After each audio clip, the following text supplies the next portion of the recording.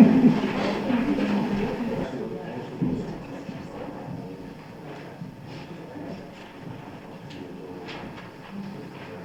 right. For those of you that don't know me, I'm Matthew Lipinski, Animal Control Officer, City of Beverly. Thank you all for coming out. This promises to be a really good event. I'm glad to see everybody showed up. This is John from Project Coyote. He's going to give a great talk today, I promise. He'll keep everybody involved. Biggest thing that I ask is for his sake, and with a crowd this big, if we can hold all of our questions until the end. There will be a question and answer period, and he'll inform you as to when that is. All right. With that, I'll turn it over to John. I'll let him get right into the good stuff. Awesome. Thank you. Really appreciate the City of Beverly hosting me at Animal Control. Matt took a bunch of time out of his day today to drive me around and show me the city and talk about some of the coyote issues. So I really appreciate that, and I am here to talk to you about living with coyotes. I'm the Mass Rep for Project Coyote, which is a national organization. We foster coexistence through advocacy, science, and education. And it's a great organization. I have a whole bunch of handouts up front pertaining to a bunch of different animals, some stuff on Project Coyote, hazing stuff. And if you're interested and you want to get their quarterly newsletter, there's a sign-up sheet. If you're interested in being a volunteer, you can check the volunteer box. Otherwise, we're good to go. All right, so here we go. This is my outline. We'll be talking about mostly facts. I mean, not mostly, but all facts. The biggest issue with coyotes is the media. They don't always get their facts straight, and they frequently leave us with the wrong impression. And I'll probably talk a little bit more about that later. Management and coexistence is a big issue. Human and pet safety. So most of you people are here probably worried about that. How many people here are worried about their kids being eaten by coyotes? Okay. How many people here are worried about their pets? A lot of us, right? Yeah. Human and pet safety. Wow, I hit the wrong button again. See if I can. There we go. I'm new at this technical stuff. And we're going to do a little different thing. I've been doing this presentation for about 15 years, and I just drastically changed the whole thing up. So I'm not really fluent with it. But a big part of this change is hazing. We've all been told about how to haze coyotes, you know, wave your arms and all that stuff. But we haven't been told how to do it properly. So I'm really going to focus on that at some point during my presentation. And if we have time, we could do a little fun tracking class if you like, and if we have time, if I don't ramble on and on and on and get you bored. All right, so Eastern Coyote. There's a lot of talk about coy wolves and are they a hybrid and all that, and even the scientific community is flipping out over it. They don't know what to call this thing, but we're gonna definitely tell you why this is an issue. It's because old Wile E. Coyote is the Western coyote, and he has now evolved into what we're calling the Eastern coyote.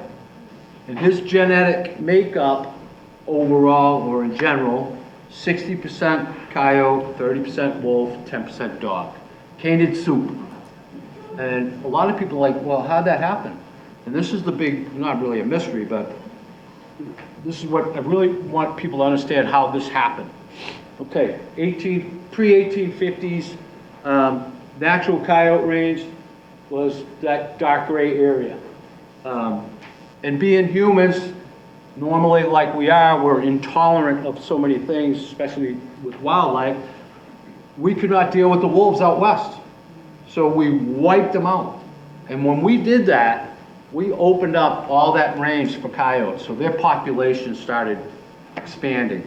And then, for some reason, when they hit the Great Lakes area and Algonquin State Park area, the wolves there, for some reason, and that's kind of like the question mark thing, but those wolves allowed the coyotes to mate with them. And that's been going on and on and on, and now we have a whole new species.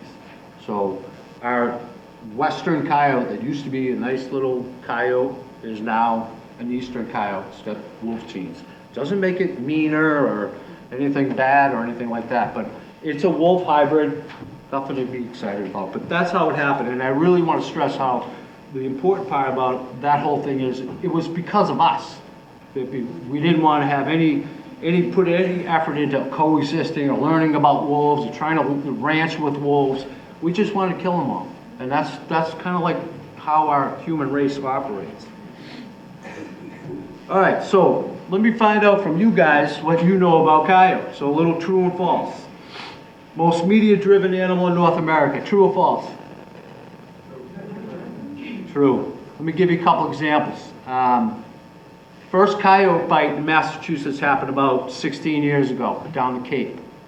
You might have remembered it or whatever, but it was a big media hoopla. They were rappelling out of helicopters and all kinds of stuff, right? And they tracked that coyote down, and they shot it, and they killed it, and they did a necropsy. And what they found on that coyote was it had a healed long bone fracture that left on its own in the woods, with no way would have been able to survive that. So it was kind of left scratching their head. But the media was like, oh, coyote attacks child, you know, like maul. They use all those big words, mauls and all that stuff. Kid was bitten on the back.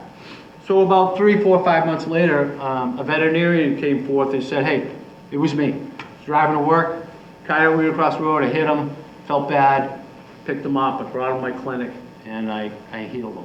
And then every single day he did this. He walked out and he fed the coyote. Walked out, he fed the coyote. Walked out, fed the coyote. Eyes, hand, food. Big mistake. So what did he do after that? Being a kind man, he turned the coyote loose when it was healed up.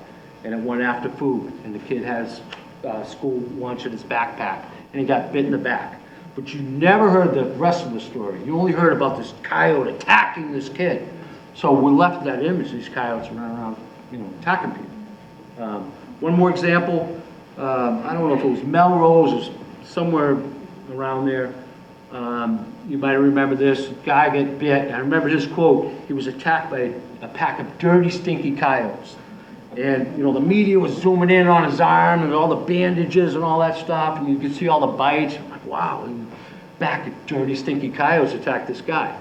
Well, little investigation happened, and the truth is, and the rest of the story that you didn't hear about was, it was New Year's Eve night, the guy was stumbling home, fell into his trash barrels where a family of raccoons were dining, and didn't like him having him there, and they tore him up a bit. But the media never came back and told you that part. You left with an image that a pack of dirty, stinky coyotes attacked this gentleman.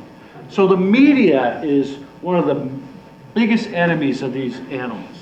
So I want to stress that to you. If you get something on the news, it doesn't necessarily mean it's true, for one thing, and there may be a follow-up story that you'll never hear about unless you come to one of my presentations.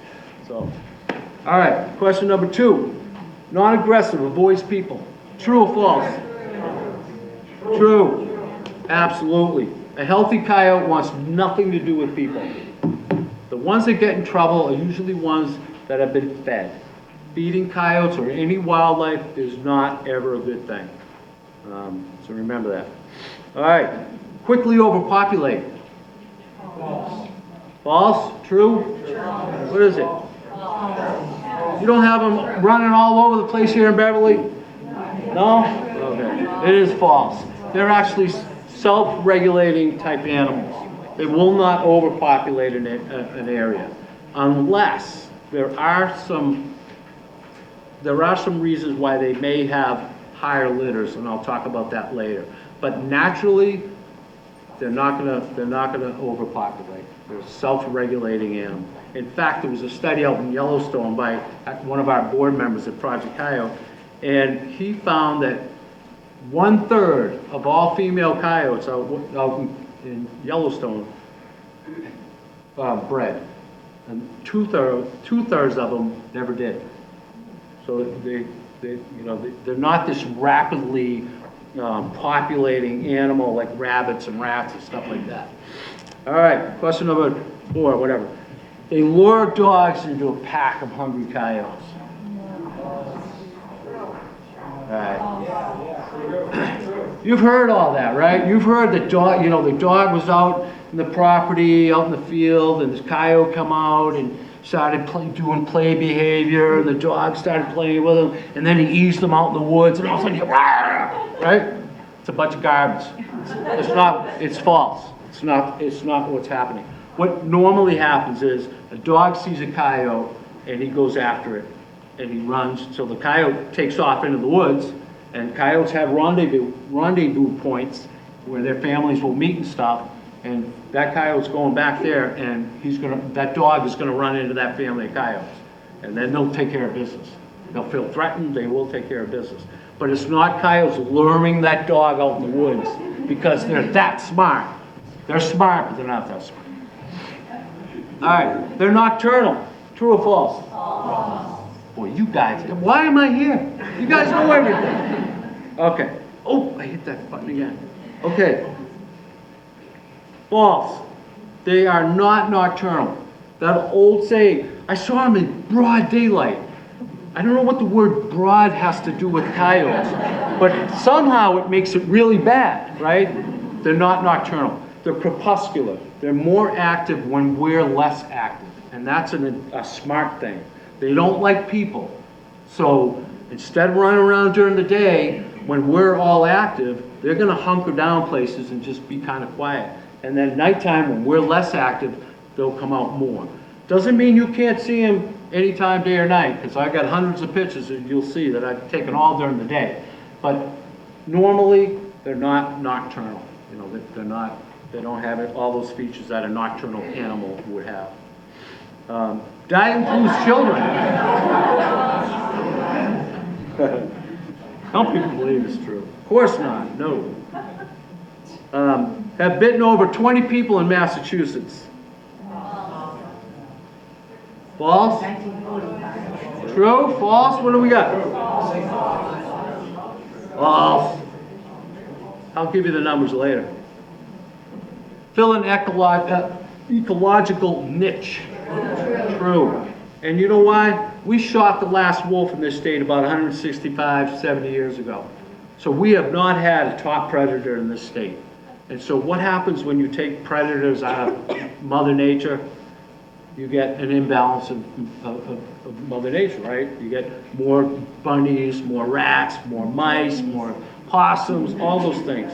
And so we haven't had a top dog in this state for a long time. So it's time that we have one. And now that we do, it's a good thing. Because wolves aren't coming back, by the way. All right, that's a cute little coyote. I have like little stories on some of these pictures, so I'll try to tell you. This little coyote, I was called by the Animal Rescue League. This one was in Chelmsford. The resident there said this little baby coyote was, sleeping in his yard for a whole week, and they were worried that it was orphaned. So they asked me to go along and evaluate him. And sure enough, I get there, and there's this little pup all curled up underneath the tree. So I snuck up on him, and I scuffed him by the neck, and I picked him up, and he pooped. It's a good thing, because you can tell a lot from poop. So I examined him. You can see his nice clear eyes. The coat was really nice. It was a healthy little coyote. And at that age, he's not out hunting by himself. So I looked around the yard, plenty of scats in the yard, so obviously Mom and Dad would feed them. So I shook him, and I growled at him, and I rolled him across the ground, and he took off, and that was it. And I did that because I wanted to make an impression on him. Not that I wanted to hurt him. I wanted to make a strong impression on him that people are bad news and stay away from them. And that's what you guys got to start doing. This is like one of the first coyotes I experienced close up in Belmont. I'm also the animal control officer in Belmont, and I've been there for 15 years. So, and I grew up in Belmont, by the way, and I joined the military. I was a vet tech in the military for 20 years, and when I came back, and when I retired from the military, this animal control job popped up, and I jumped on it, and I was really impressed with the town of Belmont, the town that I grew up in. It still had a lot of open space and stuff, but there weren't coyotes here when I was a kid. So when I got the job, and the guy said, "Well, you're gonna have to deal with these coyotes." The guy I replaced, I was like, "Coyotes? What do you mean? So I was scrambling to find out information about it, but this one here was a real pretty little coyote, and the police started throwing apples at her, and she took off. This little guy is a phenomenal coyote. It's a male coyote. You can find him at Fresh Pond Golf Course in Cambridge. And what makes him really phenomenal is that his bait is lame. She's been hit by a car. She hobbles. She can't really run. But up until last year, I haven't checked on them this year, but 3 years prior, they have whelped 3 litters of pups. And for that to happen with one of them lame is incredible. That means he's not only feeding the pups, he's feeding mom, he's taking care of everything. He's doing the whole thing. He's really an exceptional being. And he's gorgeous. You can tell he probably has little red wolf genes in him. So if you're ever golfing down at Fresh Pond, keep an eye out for him. All right, so more about the Eastern Coyote. Breeding takes place in January, February, and if you do have big dogs, anything over 20, 25 pounds, because anything under 20, 25 pounds, I would consider that at risk all year round if you let them run free or off leash or whatever. But even bigger dogs, January, February, when coyotes are mating, they're obviously the testosterone and hormone levels are high. We all know what that does, but they can become territorially aggressive. Not all the time. Most times, coyotes are going to run from a big dog way before the dog even sees them. But during January, February, there is an elevated risk. So just keep that in mind. Everyone in this room right now lives in an active coyote territory, family coyotes. You guys don't seem surprised about it, but sometimes when I say that to people, they're like, what? No way. Yeah, there's a family of coyotes in your neighborhood pretty much everywhere. Pups are cared for by both the male and female. Interesting story. October, November, you get 128 pretty close here, so you look, when you're driving down 128 or wherever, in like October, November, December-ish, you look on the side of the roads, you'll see a lot of dead coyotes. And those are pups that are dispersing, that have no knowledge what a highway is yet, and they just get nailed. But interesting thing. As I said earlier, when I started as an animal control officer, the guy said to me, you have to deal with these coyotes, and I didn't know anything about them. So I got online, like everyone does, and I hooked up with a guy named Dr. Jonathan Way, probably heard of him. He's a coyote researcher here in Massachusetts, and he's a PhD, doctorate degree biologist, and he was just phenomenally kind to me. He answered my calls and my emails. He took me under his wing. He taught me a lot about coyotes, and you don't really see that with guys that are that educated, with guys that like me, who are just an Army guy. But he was really kind. But anyway, so we become friends through the years, and he had I had a coyote in Belmont get hit by a car, and being a retired vet tech, Dr. Way was doing a DNA study, so I took blood on this coyote. They'd just been freshly killed, and I sent it down to Dr. Way, and it was part of this whole DNA study. And about 3 years later, he calls me up and he says, John, you're not going to believe this. And I said, what's that? He said, you know that coyote you sent me the blood on? I said, yeah. He said, that coyote was a pup from an alpha pair that he was studying in Barnstable. So that coyote went all the way from Barnstable to Belmont. Ironically, the coyote guy gets killed there, and it turns out to be one of his study subjects' babies. Amazing, I think. All right, dens can be reused.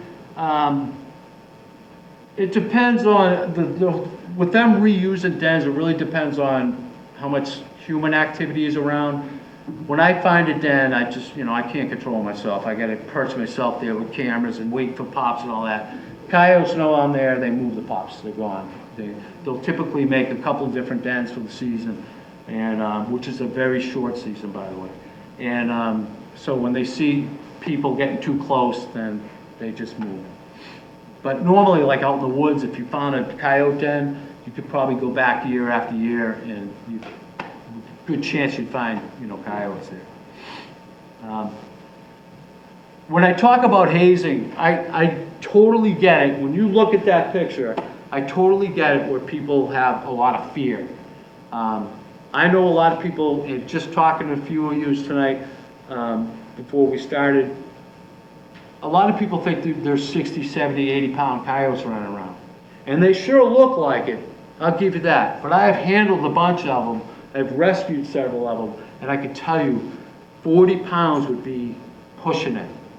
45 would be like the max. But you don't have any 60, 70, 80-pound coyotes running around here. They'll look like they're that big, but I promise you, they're not.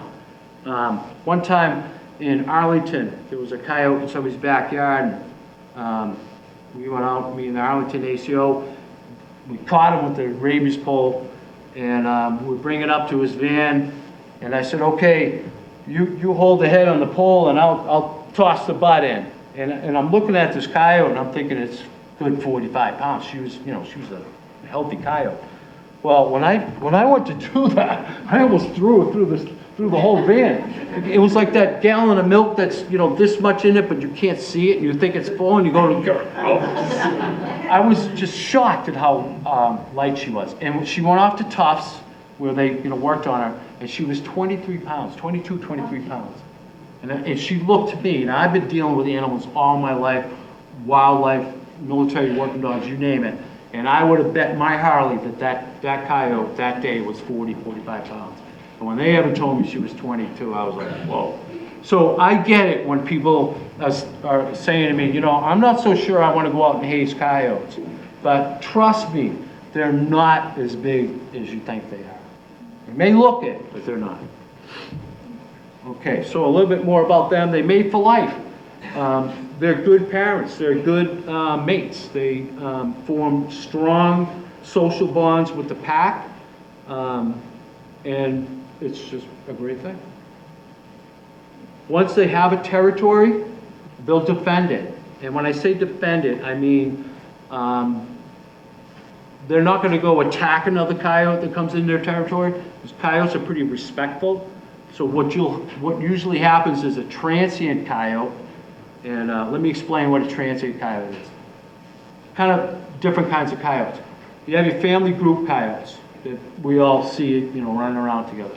But then we have transient coyotes, and those are just solitary coyotes that are not ready to mate, they're not ready to settle down, they just want to run around, kind of like college kids or whatever.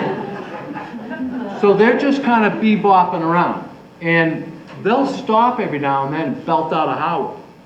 And if there's a family, or if there's an established family with an established territory, that family's going to call right back to that guy, say, hey, this place is taken. And he'll just bebop on his way. And it happens all the time. So that's, when I say defending their territory, that's about as much as they're going to get into it.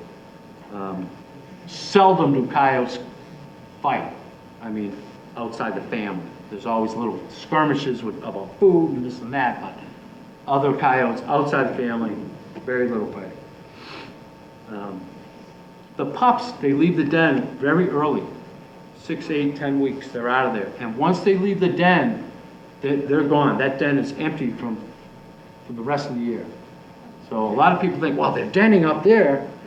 Well, they may have denned up there in May, but they're not there now. Once they have those pups are able to walk around and eat, they're out of there, and they'll travel with the family. They'll make rendezvous spots where the family all knows where to go, when they need to. But those pups are out on their own real quick with their parents. Mortality rate of pups is between 50 and 70%. So when people tell me, there's 6 families of coyotes in this town, and they have 10 pups each litter, there's going to be 100 coyotes running around. Naturally, they're gonna lose 50 to 70% right off the bat first year. Through disease, other predators, sickness, whatever, cars, hunters. Okay, alpha female, she is the enforcer of the pack. One of the things about coyotes, has anyone ever heard the saying, killing coyotes makes more coyotes? Yeah. Okay. One of the reasons why they say that is because the female, the alpha female, she keeps the pups in line.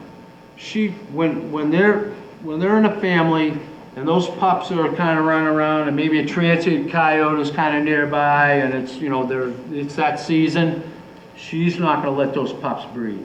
She doesn't let them breed. She doesn't let them set up territories. She doesn't let them, I mean, she is the enforcer of the pack.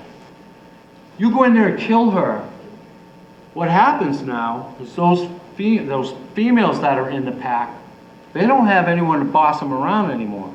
So if they see Mr. Transient Coyote running around, they're going to mate. And so what typically happens is not only do they end up mating, but they end up having higher litters, more pups in the litters. And so all of a sudden you have more coyotes. And it's a hard thing for people to understand because most of us who don't like coyotes, how many people don't like them? Just a few, that's it. How many people want to shoot them off the face of the planet? Okay, that's good. Well, a lot of people do. A lot of people hate them. A lot of people don't understand them. A lot of people fear them.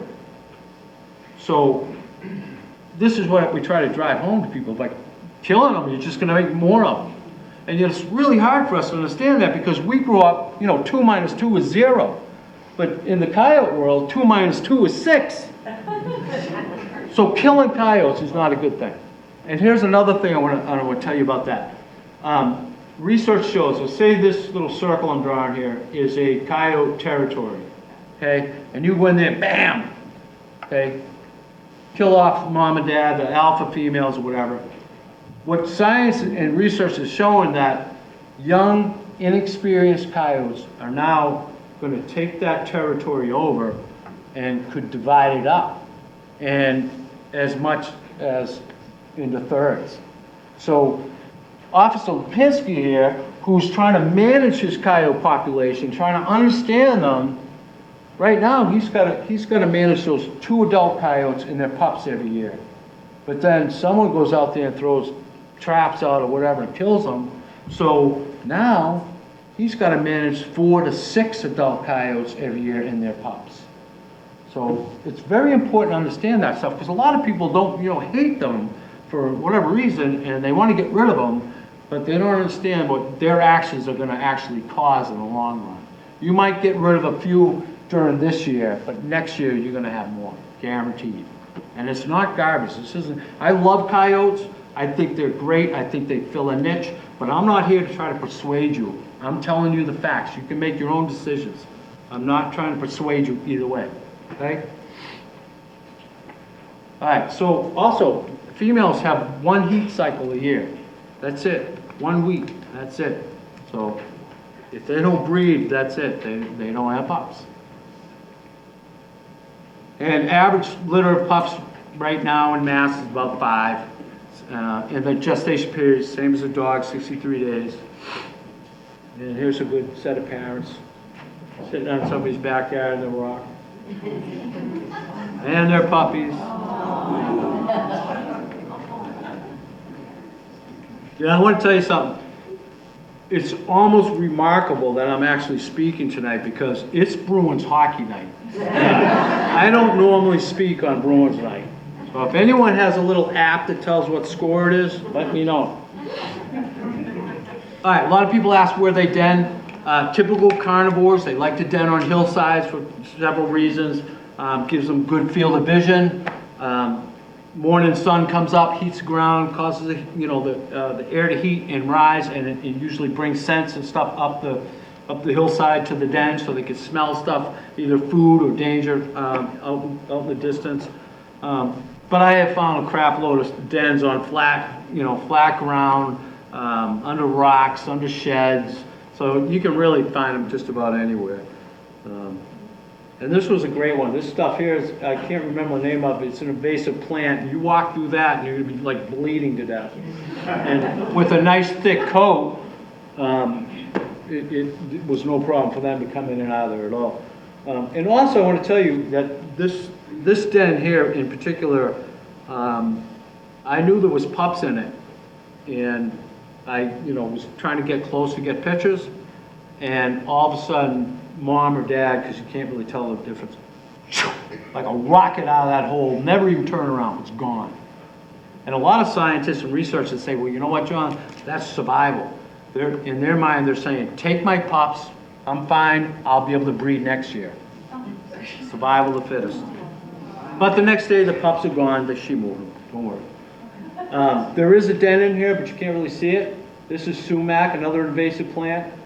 This was really an odd place because about 20 people, like where I'm standing, there was a trail. A lot of people walked their dogs. There was probably a den from a young, inexperienced mother, and it hasn't been there at all since.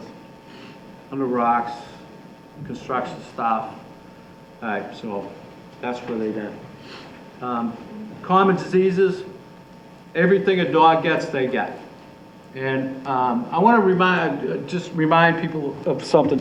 When you take your dog out in the woods and nobody's around and he takes a dump, don't just kick it off the side. Pick it up. And one of the reasons is, our domestic dogs can have worms at any time. Larvae of certain worms can stay dormant in the muscle tissue for years. And all of a sudden, boom, they come active. And so your dog is, even though it's healthy as can be, can all of a sudden have worms and you might not even know it yet because you haven't seen them or your dog's not losing weight or whatever.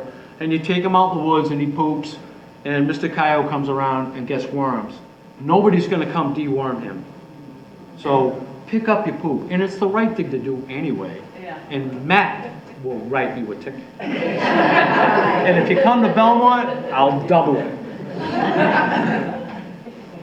All right, so lice, mites, fleas, ticks, they get all that stuff. That coyote I was telling you earlier, the one that got hit by a car and I took the blood thing, I remember setting him on a tailgate of a pickup truck and I ran my hand down it and it was like grapes. It was just ticks.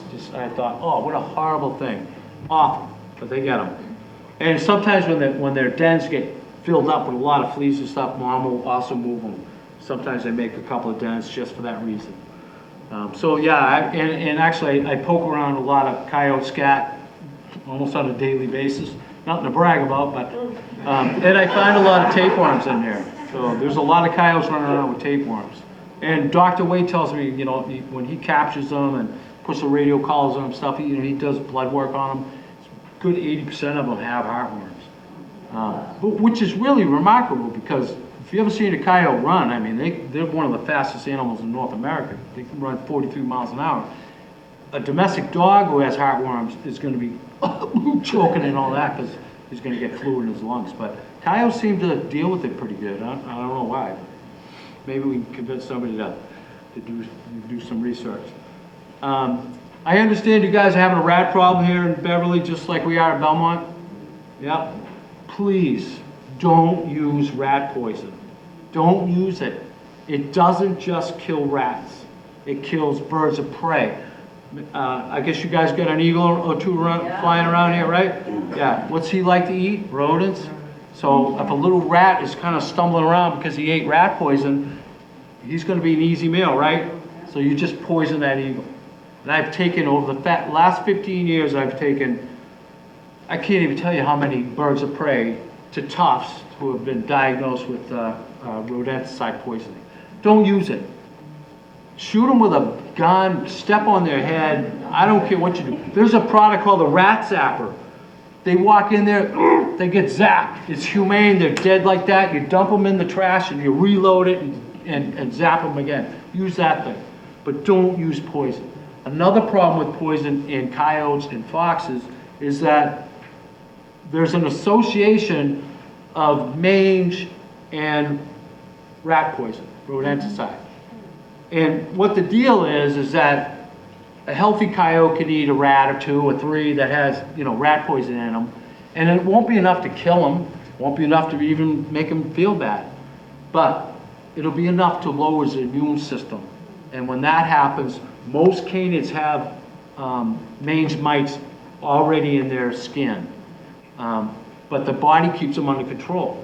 How many people have dogs that, you know, you're sitting there watching TV and all of a sudden the dog jumps up and you turn around, it's like chewing and biting. Oh my God, he's got fleas. You jump down and you look, there's nothing there.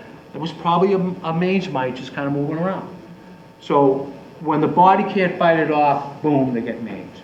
So please, don't use rat poison. I'll have to hurt you.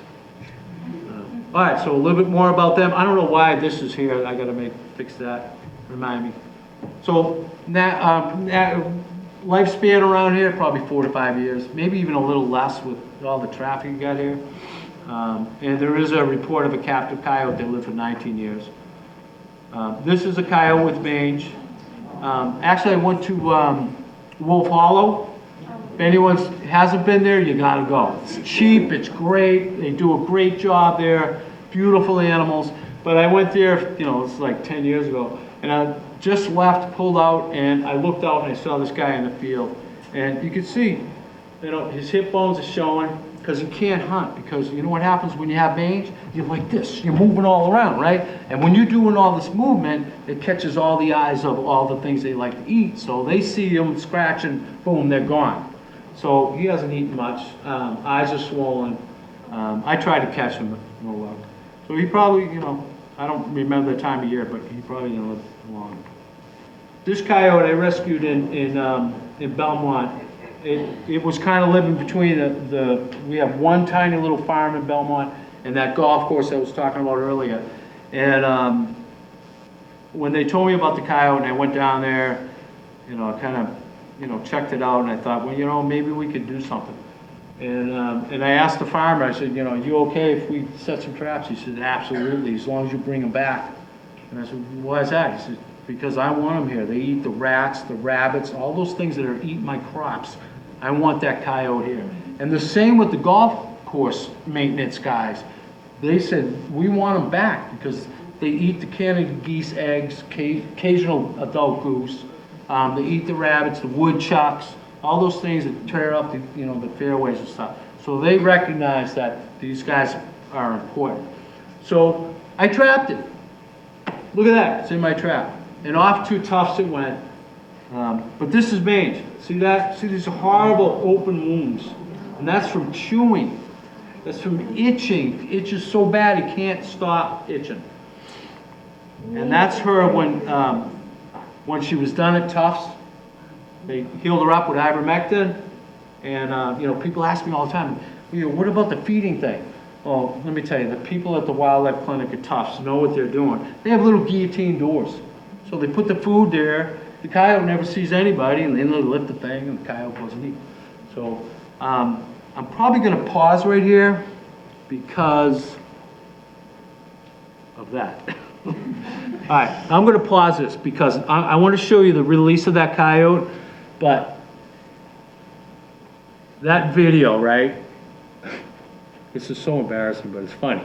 Okay, that video that I'm going to show you right now. Now here, yeah, like I said, I worked on a lot of military work dogs. They cart them around in these crates, right? So for 20 years, I'm dealing with this stuff. Been an animal control officer for 15 years. I could not get that door open. And so I'm just gonna fast forward it so we don't have to sit here and watch me fumble. And I couldn't figure out how to do that in the PowerPoint. So here's that mean coyote that attacks people and eats children.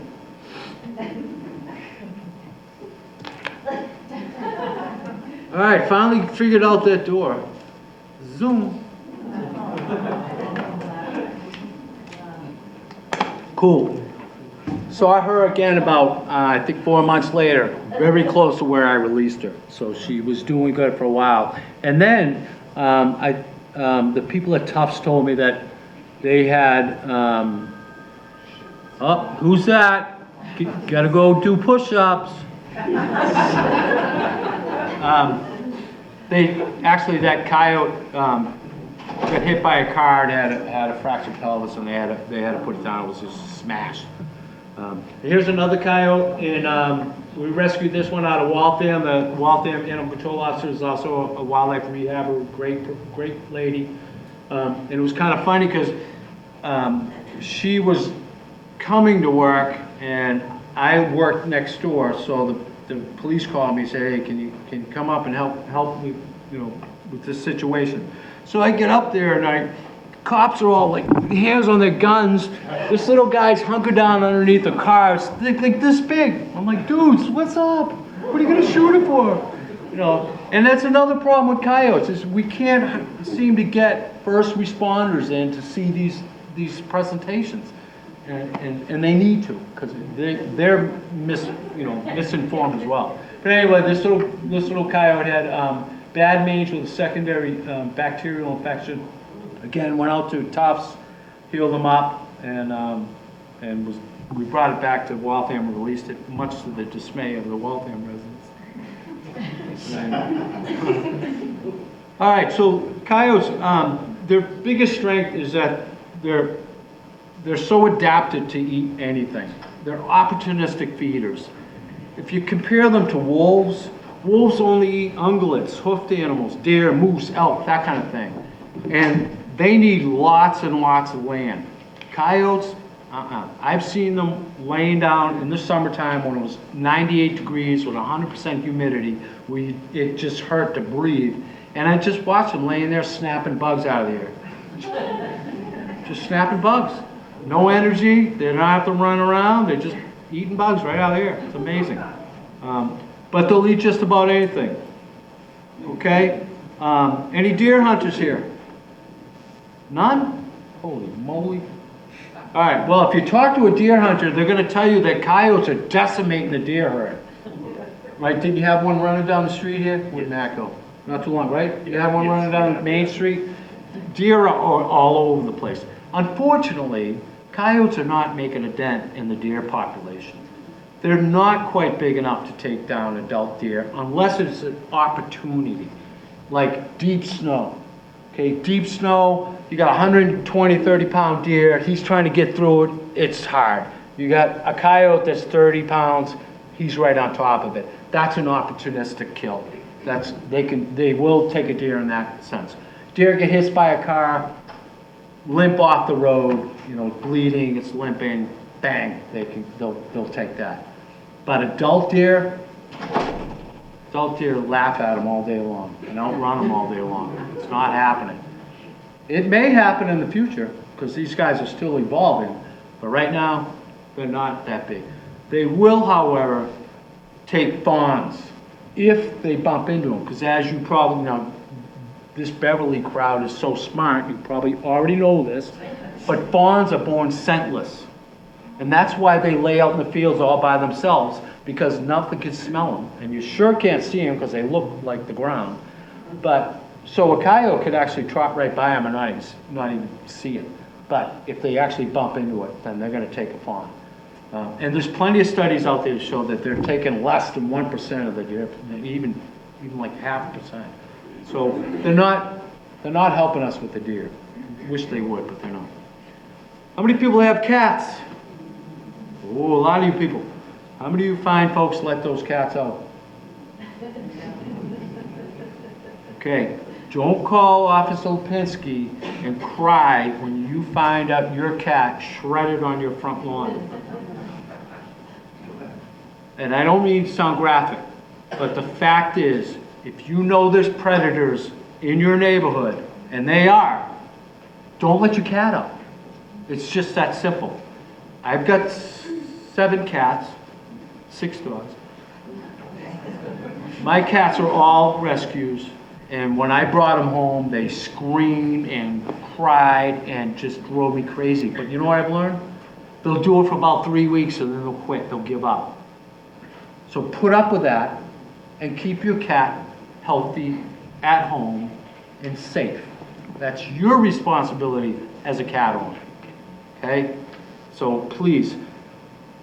Another thing I want to say about cats and coyotes, every time you see a missing cat poster on a telephone pole, doesn't mean Mr. Coyote killed them. Because I can promise you that there's 2 or 3 cats in my house that would whoop any Eastern Coyote around here, any day of the week. Cats are ferocious, ferocious. But there are some cats, and if you look at like feral cats or cats that are just kind of like they're in tune with it, outdoors, you watch them, they creep around. Every little sound the ear is tuned into, that's going to be a hard cat for a coyote to catch and get. It's the ones that are laying on the front lawn, that grew up with 6 kids, dogs, they don't care, they don't have a care in the world. Those are the cats that are going to get nailed by coyotes. And I'm sure some of the other, there will be a few of the other ones. But the bottom line is, if there's no leash law or whatever, keep your cats indoors. They really, and a lot of people, and I've heard this throughout my whole career in the military, people would say, well, they need to be outside, don't they? Don't they need to nurture their wild instincts? Let me tell you, if that was true, this little thing right here, you can nurture that wild instinct all day long without ever going outside. And they'll live long, happy lives indoors. Okay? So enough of that. Hit that button again. All right, crepuscular. That was the big college word of the day. We already talked about that. You can see them out hunting day or night. It's really a phenomenal thing if you actually get to see a family of coyotes hunting, like rabbits.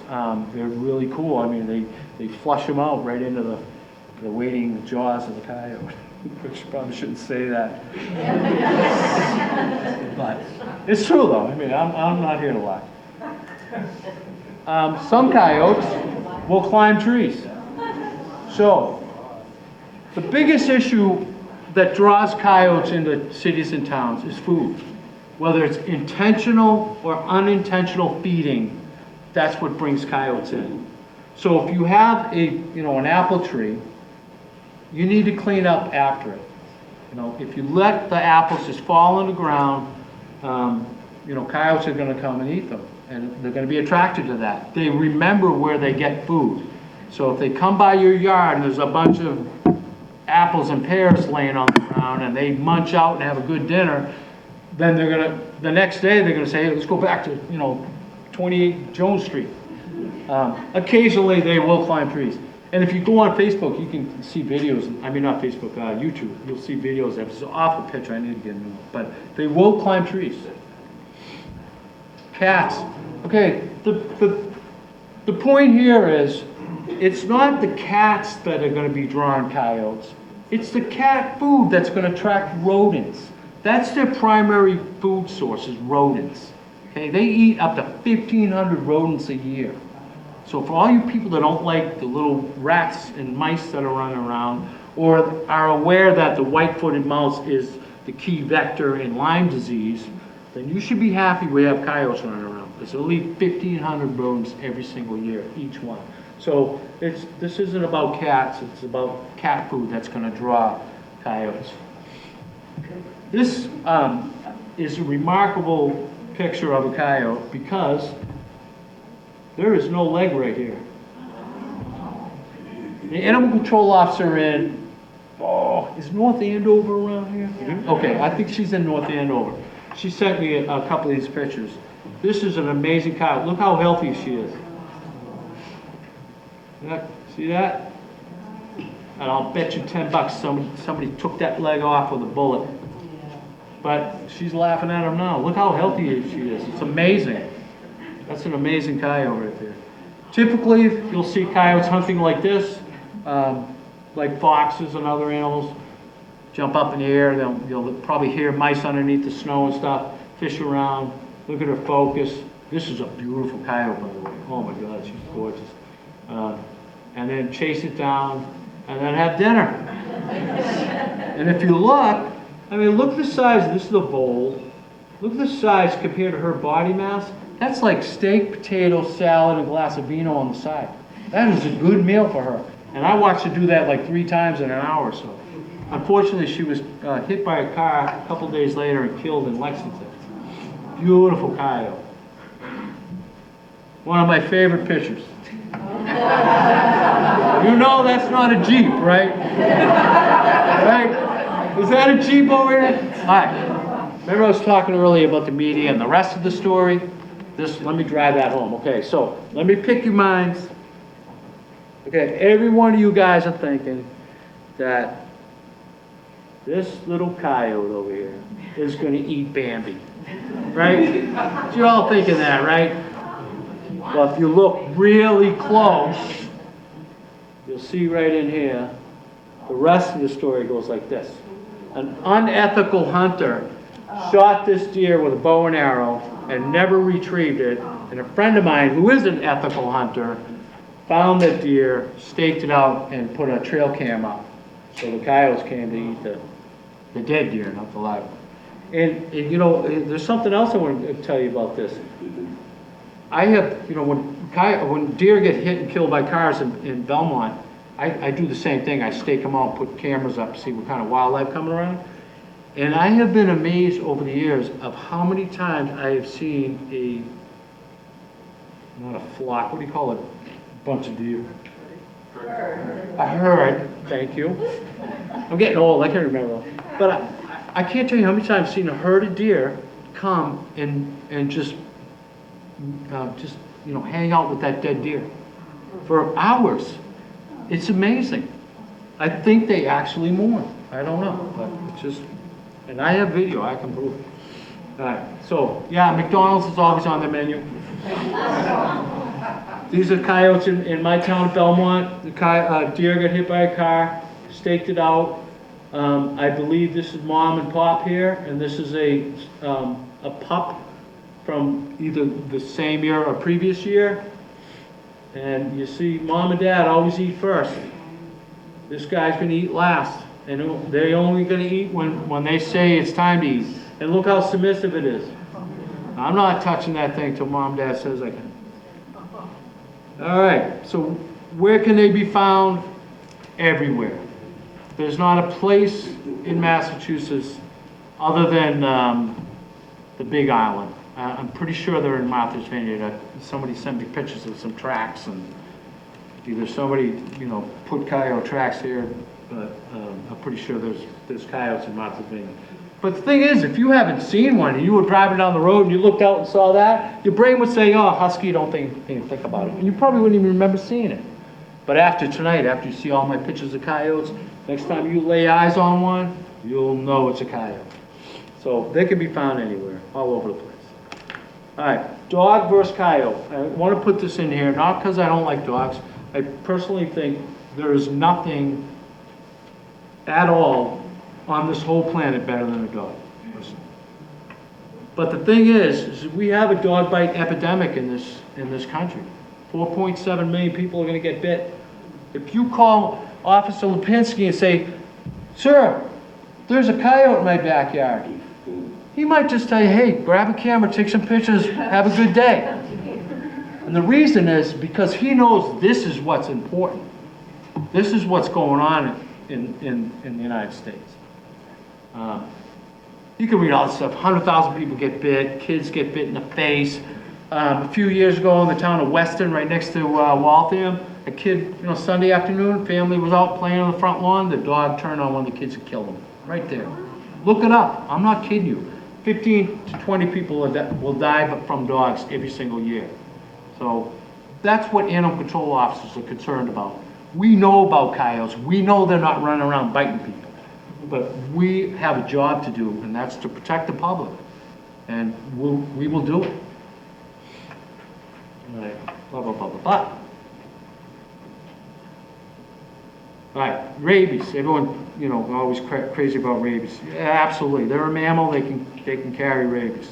I personally think this is not a fact, but I do think that having coyotes in the area could curb off those rabies spikes. Like every 10 years or so, we have like this big spike of rabies for whatever reason. And an animal that has rabies is a sick animal. Most of us think of Cujo, foaming at the mouth, attacking everything that moves, right? But there's two types of rabies, dumb rabies and furious rabies. Dumb rabies is far more common than furious rabies. And dumb rabies is just an animal that gets sick.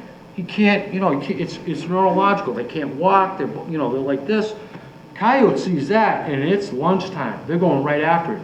They can eat rabies and not get it. Rabies is a very weak virus. So I believe just because of those facts, that having coyotes around may curb some of these rabies spikes. Certainly not graphable at any point, but at some point they might be. So here's stats from the state lab about the last 25 years or so. These are animals that have tested positive for rabies, okay, in the state lab. All you people that are letting your cats out at night, bingo! Check that out. And it's no surprise. Look at the top 3. These are all nocturnal animals. So you let your cat out at night, this is who he's dealing with. Okay? So, pretty crazy, huh? All right, I'm glad you guys aren't sleeping on me.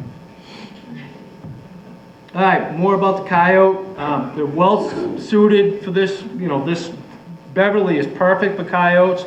They need little woodland corridors to move. They need, you know, places to kind of hide from people when they just need to chill out and stuff. Perfect. You know, this is perfect for them. They're built for living in cities and towns. Dr. Wade, a long time ago, had a study going on in Boston, and they had coyotes, you know, with radio collars on in this city of Boston that were living in just 3 square blocks because there was plenty of rats and cats. Did I say that? No. Yeah, so they're just perfectly suited for this type of area. And I always try to remind people that they're here because of what we did to wolves. So just remember that. Now, say we take the same attitude towards fishers or coyotes, and you know what? Nature always fills things in. You can't beat Mother Nature. Remember those commercials? Well, they're true. You can't beat Mother Nature. When something is taken out that's needed, sooner or later she's going to develop something to fill that niche. And that's what's happening with the coyote. So just a little reminder. And you know, if we look at empty plots of land as only having value if we develop it, then we're really losing out. You know, there's some young kids in here that, you know, I bet they would just love to go for a walk out in the woods and stuff. Well, you keep knocking down trees and building stuff, and the only animals you're going to go see are at the zoo. And they'll actually teach your children to look left and right before they cross the road, as she did. Bless you.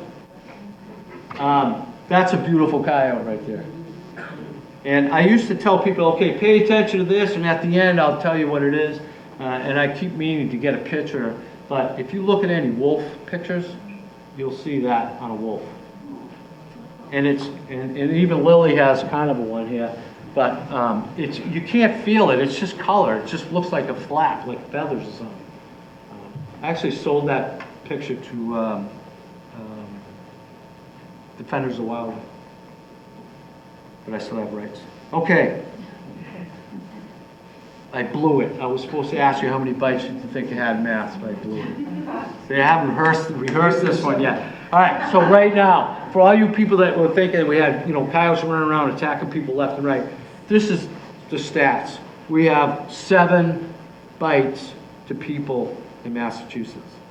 And 2 of those are confirmed to have rabies. There was a 3rd one that everyone's convinced did, but we never found the coyote. So in 65 plus years, we've had 7 bites. So call Officer Lipinski and say, there's a 80-pound dog in my yard. It looks mean. He'll be over there in a heartbeat. You call him and say, hey, there's a coyote in my yard. He's gonna say, hey, great. Take a picture, send it to me. I'll talk to you later. Because he knows that's not an issue. Coyotes, I mean, look at that. That's a heck of a statistic. Who's really worried about coyotes running around biting people? And then that's it. That's it. Nothing to it. Coyotes that are, you know, naturally wild don't want anything to do with us. Nothing. They just don't want anything to do with us. And you know, their life evolves around their family and food and their pups. That's it. All right, now we're going to talk about hazing. Okay, very effective tool. But why haze instead of get rid of them? Right? You were going to ask me that? I know you would. First of all, you can't. It's the law. You cannot trap and relocate wildlife in Massachusetts. So all you people that have the woodchuck that's decimating your tomato plants, you can't trap him and take him out in the woods and release him. Okay? It's against the law, and there's good reasons for that. One, he could be harboring a disease that you don't know, and you just transfer it to all the healthy woodchucks out in the woods. And two, he could have rabies, and again, you could be giving that to other animals. And the other thing is, most all animals have territories, and they don't appreciate when another animal gets in their territory. So when you take Mr. Woodchuck or Mr. Coyote or whatever, and you go dump him out in some place he's never been before, he's going to get attacked by the local residents, and he's not going to know where to run. So they usually die of, from being bitten over and over again. So that's the reason why you can't trap and relocate wildlife. So don't do it. I told you earlier about transient coyotes. There's just no way to track all those guys down. They can cover, 20, 30 miles in a day.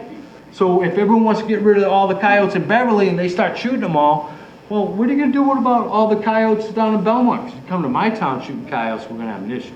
Right? No, but the fact is you just can't get rid of all the transient coyotes. They're always going to be around, and they'll fill in those areas just as quick as you can shoot them. So that's another reason why you can't get rid of them. I already talked about that, I think. I already talked about that too, didn't I? About the alpha female? Jeez. Yeah, I didn't really rehearse. I just finished this up like this morning. And here's another stat for you. 500,000 coyotes get killed every single year in this country. 1 a minute. So if you think that, say there was, bobcats. If we killed 500,000 bobcats every single year, they'd be extinct in 5-10 years, right? We've been killing coyotes for a long time, and they're still around. Their population remains stable. And that's because of all that stuff I told you earlier. And I also want you to know that your tax dollars funded by your tax dollar is funding the Department of Agriculture Wildlife Services, who's killed over 5 million coyotes since 1931. And I have a graphic of all the other animals they've been wiping out. It's awful. Anybody hear about the dog and the kid with the cyanide poisoning? They have these M30 grenade things. Coyote goes over or a predator. It pops up in the air, boom, explodes cyanide on them. So it killed the dog and the kid inhaled some of it. It's awful. It's awful what we do. I totally encourage you to look into what your tax dollars is funding with wildlife. It's unbelievable. All right. What good are coyotes? When I go around cities and towns to talk about coyotes, I always talk about dogs and cats. So most people go home and think, maybe we shouldn't let the cat out tonight. Maybe we should keep him in. Or, hey, when's the last time I gave Fifi the rabies shots? So people are starting to, it's not that they have been irresponsible. They just had it, now they have a reason to think about it. We're all busy. I get it. They prey on nuisance animals. Rabbits, woodchucks. Let me tell you, people call me up about woodchucks, and they're frothing at the mouth. Because a woodchuck won't come and eat your whole tomato. He'll take a bite out of one, another one, another one, another one, another one. Wipes out your whole crop. People just hate them. They want to kill them. So we got coyotes that can help with that. Rats, mice, all that kind of stuff. It's free rodent control.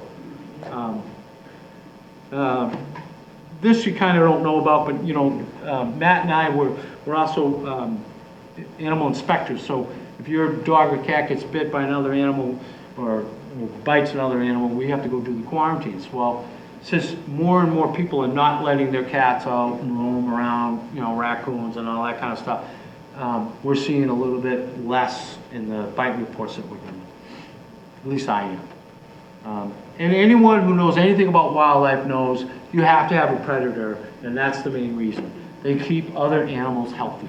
They take out the sick, the old, the wounded, and that's what they do. That's why they're needed. Think about hunters. What do they want to shoot? The biggest, healthiest, baddest deer they can find. So every year we're taking out all the good, those high quality genes that need to be there. So having coyotes around, good thing. Free pest control. And Lyme disease, we already kind of talked about that too. Eating 1,500 rodents a year is going to take a toll on limes, for sure. And as part of Mother Nature, you have to have predator and prey, and having them here, replacing the wolf, so to speak, is a good thing. All right, hazing. I don't know why that's in there. That's another mistake. But you should know that. You know, anytime a coyote gets a meal, they remember that. So if you if you feed them, they'll be back. So, but how many people have heard, wave your arms, bang pots and pans? Yeah. All of us, right? Well, all us animal control officers are now starting to hear people say, hey, I went out there, I waved my hands, I banged pots and pans, and the coyote just looked at me. Like, what else you got? Well, the reason is because no one's taught you the right way to haze coyotes. You have to scare them away completely. Completely. Initially, the first couple times a coyote sees somebody, like say there's a coyote that came in from the the deepest woods and has never seen a person before, and he's sleeping in your backyard, and you out in the backyard, and he sees you, he's most likely going to get up and run away. But the problem with the coyotes around here is that when we see them, we're like, oh, and we back up, we run away, we go around them. So over a period of time, they're thinking, why should I get up and run away when they're going to do it, right? They learn that. It's not bold behavior. I hear it all the time. It's not bold behavior. That's learned behavior. They know that they have learned that most people are no threat, right? So this whole thing about waving your arms and all that stuff, yeah, I don't know about you, but I don't ever hike with pots and pans for one thing. But to haze coyotes properly, which I will demonstrate, you've got to scare them initially, and I don't care how you do it, I'll tell you how I do it, but once you scare him, typical coyote behavior, he's going to run 50, 60 yards, he's going to stop, turn around, and reevaluate. If you're walking in the house grabbing a Sam Adams thinking, I hazed that guy, you just taught that coyote that whatever you did to scare him away initially meant nothing. So now the next time somebody does that, he's going to be like, yeah, right, I've seen that. So you have to follow through. So properly haze a coyote, it's once he stops and turns around. When he turns around, he's got to see you coming. Okay, he's got to see that. He's got to feel threatened. And that's how you haze coyotes. It's really simple. And I don't know why anyone's really talking about it, but that's how you haze a coyote. Let's see what else I got here. You got to be brave.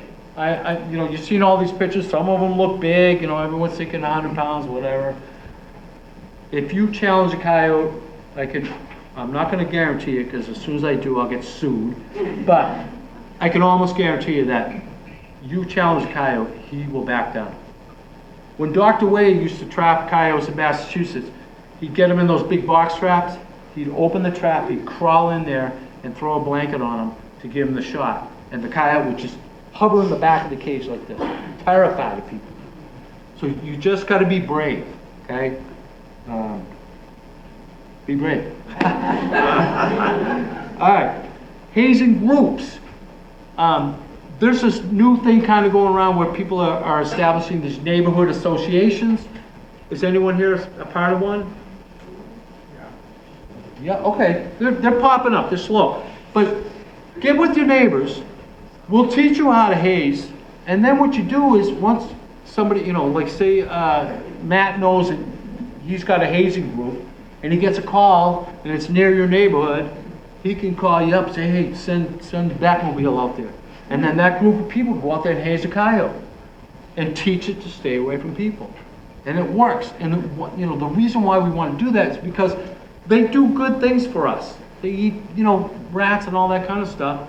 They're not any big issue to people. So we'll keep the coyotes so they can help us do good things, but let's keep them so they're not threatening anybody or scaring people. Knowledge conquers fear. But we can talk about that anyway. So here we go. Oh, I'm still not there yet. Okay, simple behavior modification. anyone that's ever trained any dogs knows it's all it is. You're just retraining the coyote. He's already learned that he doesn't need to be afraid of us. He doesn't need to give us space because we give him space. Well, now we're going to retrain him that he does. And that's what hazing does. Community-based. Remember, Officer Lipinski and all us ACOs, we can't be everywhere. We can't be running around every coyote call to haze them. You know, we got other things to do. So we need a community effort. That's what it's going to require.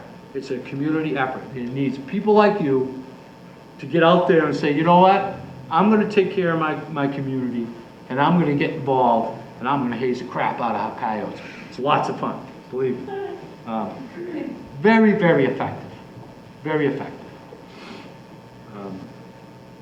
Okay, we're going to talk about that. Well, I really need to rehearse this. You can keep records. You know, Project Coyote wants you to keep records and all that stuff. You don't really need those. All right, so when not to haze. Before I get into the other thing, this is important. Okay, always stop and take a moment to evaluate the coyote. Okay, if he's 100 yards away and you get out of your car or whatever, and you see that he sees you, and he gets up and he kind of paces a little bit, has some nervous posturing, he doesn't need to be hazed. He's already nervous about you, and at that distance, if you even got remotely close to him, he's going to be gone. So always observe them, and for other reasons too. Obviously, if you walk out in your backyard, the coyote sees you, boom, he's gone. Not only will you not be able to haze him because he'll be gone, but you don't need to. Nervous posturing. This is great. Okay, dens. A coyote that has a den with pups in it is going to do his best to get you away from it. Not going to come attack you, but he's going to sure make it look like he's going to. He's going to snarl, he's going to arch his back, he's going to be, going all around. Coyote does that, he's telling you that, you're trespassing. So if it's April, May, maybe even March, with this global warming, we're seeing litters being born on all these different times. Say March, April, May. If you were out in the woods or whatever and you see a coyote and he starts acting that way, chances are there's a den nearby. So respect him and just, if you have a little dog, pick him up and just walk on out of it. But that kind of posturing, he's telling you, stay away. Now, if he wanted to attack you, he would be on you like white on rice. So if you see him and he hasn't attacked you and he's doing all that snarling and all that stuff, then he's just telling you stay away. So stay away. And pups. If they got pups in the den or nearby, they're out of the den very early. So you could bump into mom and dad out in the trail with pups. And so you just need to back off on that. So that's when you don't want to haze them.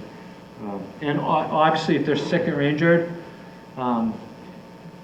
sick, injured wildlife can be a problem. So don't do that.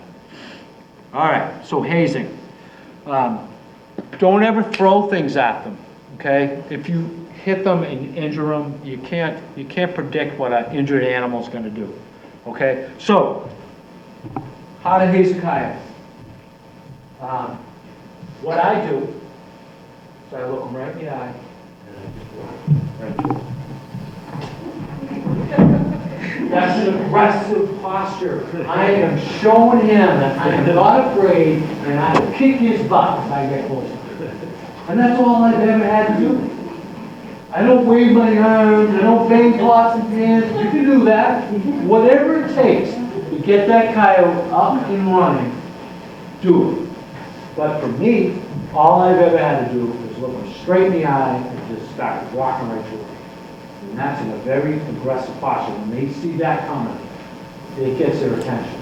And I've seen plenty of coyotes that I have hazed that, like, for example, a couple of years ago in Watertown, this lady called me up.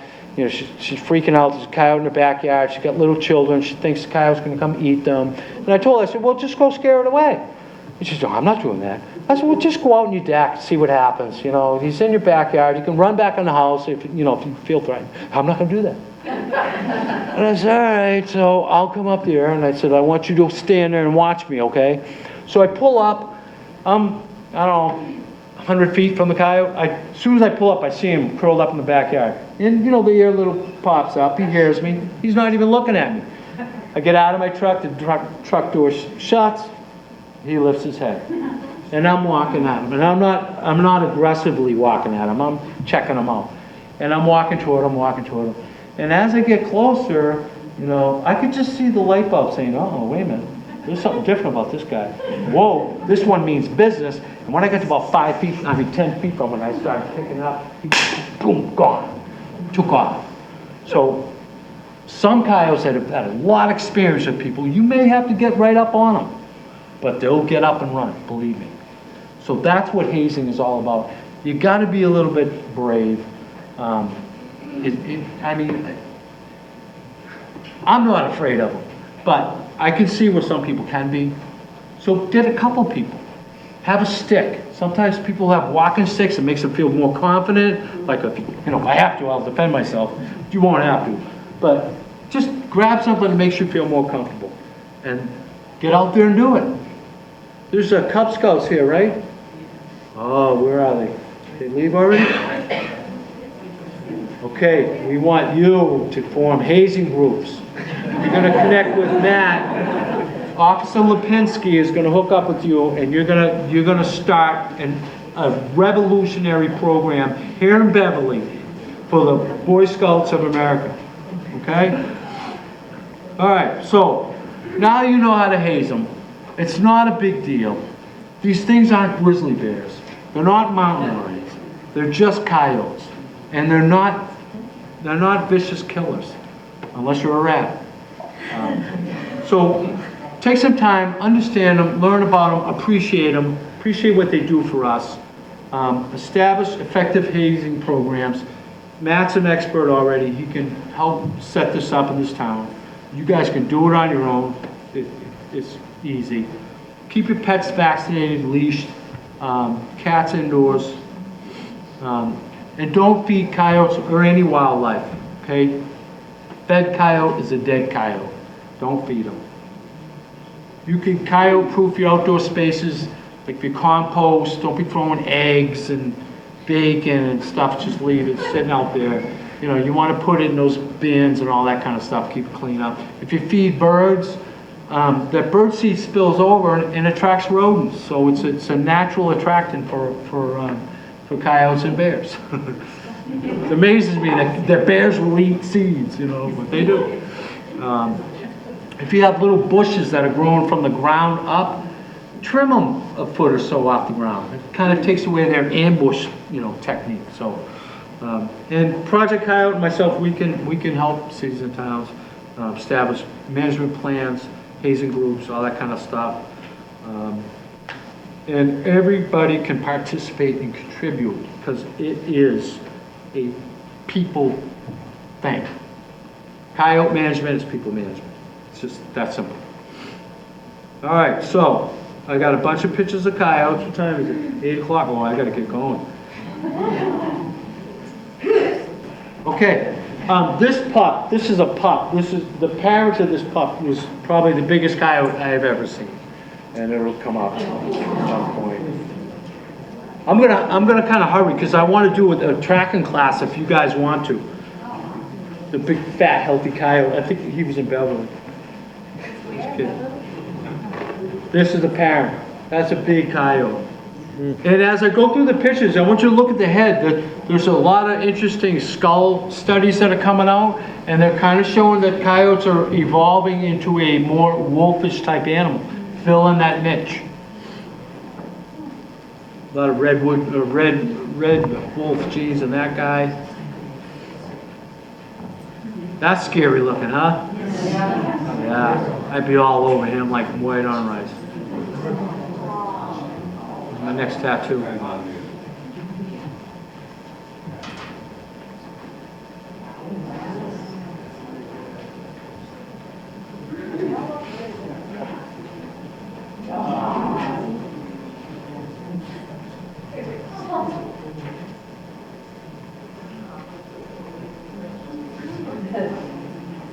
Love that picture. Now that looks a lot like a wolf, doesn't it? Now here's a Western coyote. Nothing there to show you the scale or the size, but they're just a little tiny bit bigger than like a healthy red fox. So if you ever seen a healthy red fox run around, the Western coyote is just a little bit bigger than that. And then, of course, we all know now that they made it with wolves, and here we go. All right, so coyotes are here to stay. We're not getting rid of them ever. When the world ends, there'll be cockroaches and coyotes. Common sense, keep things in perspective. If you hear stuff on the news, and I always laugh. You know, I heard it on the news. Coyote was seen walking down Main Street. Well, what's the story? That was it. And I think when people hear that, they think, well, it must be bad because it was on the news. You know, but no story. Common sense. We're not getting rid of these animals. We've tried for hundreds of years. It ain't happening. Simple precautions, protect your pets, put up fences. Really easy, you know, I mean, that's one way to protect your animals. Know the facts, not the media hype. You guys can grab my business card, and if you hear something and you have questions about it, call me or email me. Take a stand, be proactive. The environment needs you. It really does, and without us, I mean, I don't want to get into politics, but right now, you know, they just passed a law that it's legal now to kill bears and in the dens. Unbelievable. All right. Questions? Yes, ma'am. Do you know anything about the Gloucester case at all, where the puppy was attacked? I mean, that is a little bit frightening to think that a coyote came close. The dog was tethered outside, alone. Alone? Well, I noticed, but That's like just putting a big arrow in. Yeah, that's like saw. What's the question? I just wondered, it strikes me as, you know, people do put their dogs on leads out in the yard, and so how dangerous is this? Well, now they need to know that they do it with risk. So, people, You know, I get the inconvenience of it. I really do. It is an inconvenience and all that stuff. But the fact is, coyotes are not going away. And unless we learn to coexist and deal with them, there's nothing we can do. We start killing them, we're going to end up with more of them. So you either have to deal with them. Yes, sir. Have you noticed any behavioral difference between the traditional coyote and the hybrid coyote? No, because I really don't know much about the Western coyote, other than a little bit of internet research. I have found that the Western coyote has a lot of bites to people. There are a couple of instances I've read where a coyote was dragging a kid into the woods. So, you know, I think the Western coyote wasn't a very good little animal, but I just don't know enough about them to draw any real conclusions. But the thing about wolves, you know, a lot of people think that wolves are really bad because we grow up with Little Red Riding Hood and all that. So we're just bred to think wolves are bad. There's only 3 recorded bites from wolves ever. And people don't know that. So they're a very passive animal, unless you're a deer or an elk or something like that. But so having wolf genes in it might be a good thing. Yes, sir. Beverly's got a population explosion of turkeys. Do they eat turkeys? I have yet to find a turkey feather in any coyote scat. Turkeys, I tell you what, I'd be much more afraid of a turkey than I would a coyote. They'll hurt you. They'll hurt you.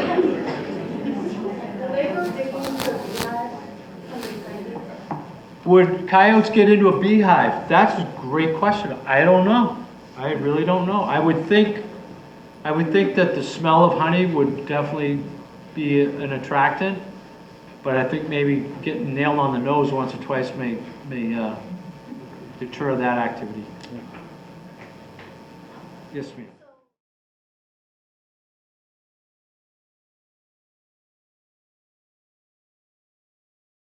Unlikely.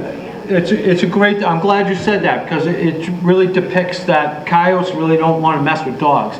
However, if it's January and February and they're, you know, they're influenced by testosterone, so, you know, they're protecting, you know, mates and territory. So I would say January, February, that wouldn't be a good behavior for your dog to do.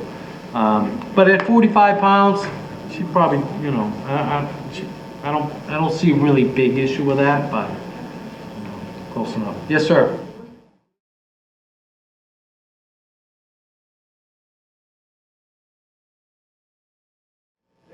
You know, Mass Fish and Wildlife has put out some estimates in the past, but without trapping them, putting collars on them, and tracking them, it's just almost impossible to get any real, you know, good numbers on population.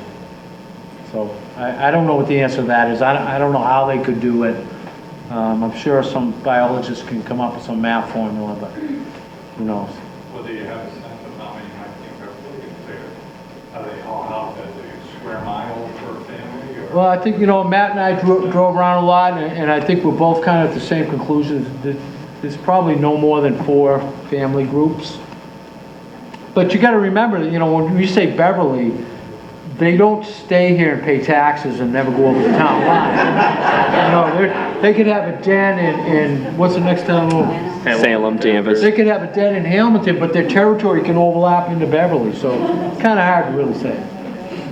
Yes, sir. About 2 a.m. I saw this 4 coyotes, 2 that small size and 2 much larger. Is that likely a family just? Probably mom and dad and pups. Yeah, they run up on the street for at least 20 minutes. Yep, probably mom, dad, and the 2 pups from last year. Yes, ma'am. What is it in the evening when they're in a pack and they're howling? Oh, great question. I gotta put this back in my presentation. Coyotes have this ability to replicate their bark, yips, and howls. So each coyote can sound like 3. So when they kill a rabbit, and there's 3 or 4 of them, it's a defensive posture to protect their kill, and they all start yipping and yakking. So if you're walking by, you're hearing 12 coyotes, you know, you're not going to go in there, your dog's not going to go in there. So it's just a thing that they've learned, I don't know, learned to do, or they always knew to do it, but you can hear like a whole bunch of coyotes out there, but it can only be 3 or 4 of them.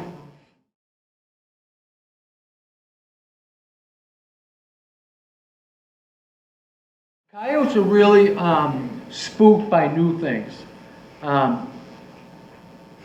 We don't have a study going on, but we had an interesting email a year or 2 ago from a woman who had a trail cam in her backyard, and just about every single night she had coyotes coming through. And she put those little plastic pinwheels that blow in the wind all around her property, and has yet to have a coyote come through there again. It just kind of got spooked. There's a product, you've heard of Have a Heart traps. That company makes a product that it's only obviously good in the summertime, but you hook it up to your hose, and it's actually, it'll track with a laser, you know, any movement, so it determines speed and location and all that, and then once it figures that out, it shoots a 3-second burst of water at them, and scares the crap out of them. And, you know, and see, that's kind of like a hazing thing. So they get hit with water and it startles them. They're going to remember not to go in that backyard. So, yeah, you know, I don't really know. You know, I'm thinking if something, like if you have a wind chime and it's been out there for like 8 months or a year, you know, after a while, they'll probably say, you know, I've heard that before. It's not a problem. But who knows?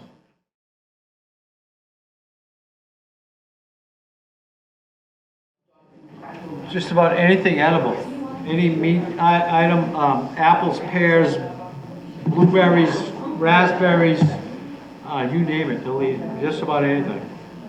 Just about anything.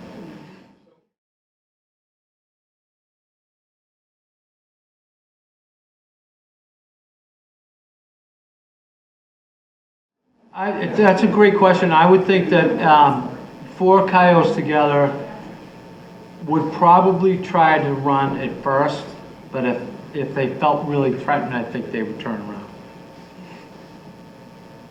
You know, they're not wanting to get into conflict, you know? It's like trying to take a deer, if they get kicked in the mouth, that's it, they're dead. You know, so they just want to eat little rabbits and stuff that aren't gonna hurt them, as opposed to dogs and kids and stuff. Yes, ma'am. Is it true that coyotes can jump over a 6-foot fence? Absolutely. Yeah. Now, the thing is, I just went to a presentation by one of our Project Coyote folks. She's a New Hampshire rep. She's a canid specialist. She's a biologist. And she said they can clear a 6-foot fence. I don't know. I'm a little skeptic. I think 6 feet that's kind of high. Now, I could see them jumping up like a chain link fence, hooking their paws and climbing over easily. But like a vinyl fence, I got a 6-foot fence, and no way I would ever think that coyotes jumping in my backyard. You can make rollers. You can buy them, they're wicked expensive, or you can go to Home Depot and make your own. PVC pipe. Every fence has posts in between each section, and it's usually higher than the fence itself. So if you can make a nice tight line in there and run that pipe through it, then they'll jump up, try to hook their paws on there, they're just going to roll right back. It's cheap. Very cheap to make. Yes, ma'am.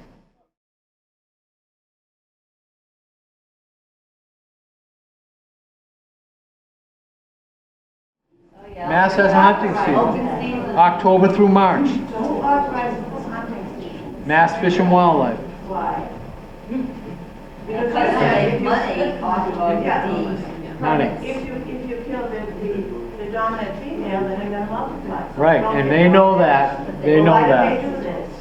How can we stop them? Well, how can we stop them? You need to get with your politicians and tell them, look, if you vote for trapping bills, if you don't do the right thing, I'm not voting for you. That's the only thing that makes a difference in politics, is you call them up and say, I'm not voting for you if you are in favor of this stuff.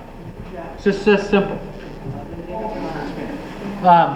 There are some times when coyotes become an issue. And as much as I love them, I have a job and I have a duty to the citizens, just like Officer Lipinski does and these other ACOs. And if we have to, we'll go shoot them. It's just that simple. But it has to be good cause. And what I recommend is a paintball gun. Because like say if a coyote's coming up to kids at school or something and you tag him in the butt with a paintball gun, you've marked him. So if he does it again the next day, or you know, if you come to the determination you have to kill that coyote, at least you know you're killing the right one.